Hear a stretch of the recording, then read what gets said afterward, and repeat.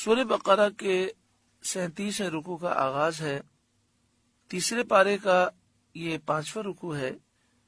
اللہ رب العالمین نے ارشاد فرمایا، یا ایھا الذین آمنوا، اے ایمان والو، انفقوا من طیبات ما کسبتم، اپنی پاک کمائیوں میں سے کچھ دو.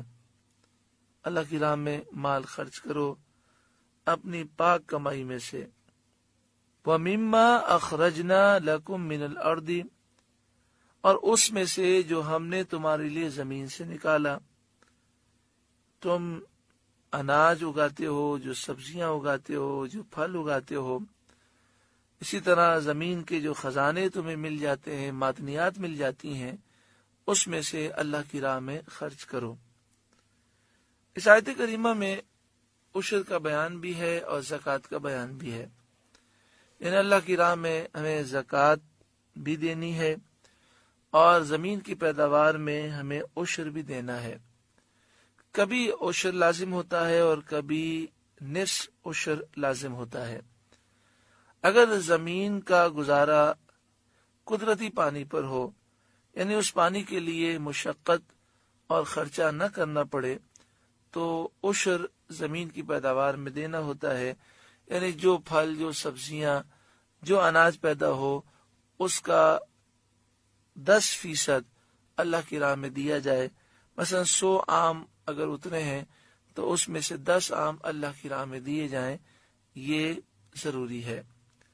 اور ایسی زمین ہے جس میں پانی کے لیے مشقت ہوتی ہے، پانی کھینچ کر اٹھا کر لانا پڑتا ہے، اس کے لیے بجلی خرچ ہوتی ہے، تو اس میں نصف عشر ہے، یعنی 5% اللہ کی راہ میں خرچ کرنا ہے. یعنی 100 آم اگر پیدا ہوئے ہیں تو 100 آم میں سے 5 آم اللہ تعالی کی راہ میں دینے ہوں گے. عشر میں جو قاعدہ ہے وہ یہ ہے، جب جب پیداوار ہو، ہر پیداوار کا اتنا فیصد اللہ کی راہ میں دینا ہے. یعنی یہ نہیں ہے کہ سال میں ایک دفعہ دے دیا اور وہ فارغ ہو جائے گا. جیسے جیسے سبزیاں اس کی پیدا ہوتی جائیں اور اسی طرح فصل پیدا ہو، جیسے جیسے وہ اناج نکالتا جائے، اس میں سے اتنا فیصد جو مقرر ہے وہ اللہ تعالی کی راہ میں دیتا جائے. وَلَا تَيَمَّمُوا الْخَبِيثَ مِنْهُ تُنْفِقُونَ، اور خاص ناقص کا ارادہ نہ کرو کہ دو تو اس میں سے. یعنی ایسا نہ ہو کہ تم صرف اسی مال میں سے خرچ کرو جو مال ناقص ہے. بعض لوگ جب عشر نکالتے تھے تو سارے پھلوں میں سے جو ناقص ہوتا وہ 10% ناقص اللہ کی راہ میں دے دیتے. تو فرمایا ایسا نہیں ہونا چاہیے، بلکہ اصول تو یہ ہے کہ جب اللہ کی راہ میں خرچ کریں تو سب سے اعلیٰ مال اللہ کی راہ میں دیں.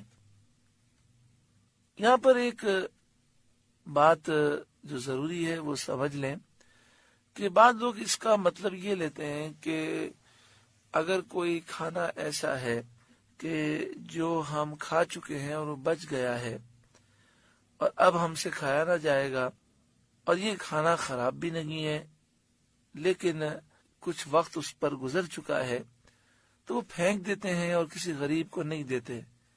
اس کا یہ مطلب نہیں ہے.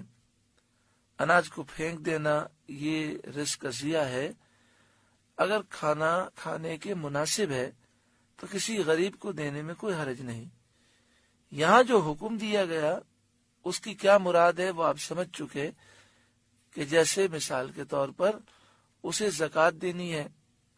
اب وہ زکوٰۃ میں وہ سوچتا ہے کہ میں زکوٰۃ میں پیسے بھی دے سکتا ہوں اور زکوٰۃ میں کوئی چیزیں رکھی ہوئی ہے تو وہ چیزیں بھی میں دے سکتا ہوں اور اس کی زکوٰۃ میں کاؤنٹنگ کر سکتا ہوں. مثلا اس کے پاس کپڑے کے تھان ہے اور اس کپڑے کے تھان کی موجودہ جو ویلیو ہے وہ آپ سمجھیں 10,000 روپے ہے، تو 10,000 روپے کی زکوٰۃ دینے کے بجائے اس نے وہ کپڑے کے تھان جو ہے غریب کو دے دیے. تو اگر کپڑے کے تھان کی موجودہ ویلیو 10,000 روپے ہو تو یہ تصور کیا جائے گا کہ 10,000 روپے کی زکوٰۃ ادا ہو گئی، وہ 10,000 روپے زکوٰۃ میں دے چکا. لیکن اس موقع پر بعض لوگ یہ کرتے ہیں کہ جو مال گھٹیا ہوتا ہے ناقص ہوتا ہے، کسی کے استعمال کا نہیں ہوتا، وہ غریبوں میں دے دیتے ہیں اور غریب کے استعمال میں بھی نہیں آتا، تو اس طرح زکوٰۃ ادا کرنا ہرگز مناسب نہیں ہے۔ اللہ کی راہ میں وہ مال خرچ کریں جو بہتر ہو۔ وَلَسْتُمْ بِآخِذِيهِ إِلَّا أَن تُغْمِضُوا فِيهِ، اور تمہیں ملے تو نہ لوگے جب تک اس میں چشم پوشی نہ کرو۔ یعنی اگر کوئی تمہیں اس طرح کی چیز دے تو بتاؤ کیا تم اسے قبول کرو گے؟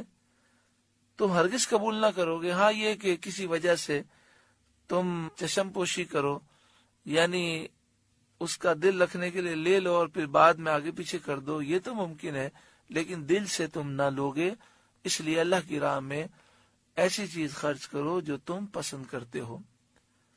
وَاعْلَمُوا أَنَّ اللَّهَ غَنِيٌّ حَمِيدٌ، اور خوب جان رکھو کہ اللہ غنی ہے، حمید ہے، سارے جہاں والوں سے وہ بے پرواہ ہے، حمید ہے، کائنات کا ذرہ ذرہ اس کی حمد و ثنا کر رہا ہے۔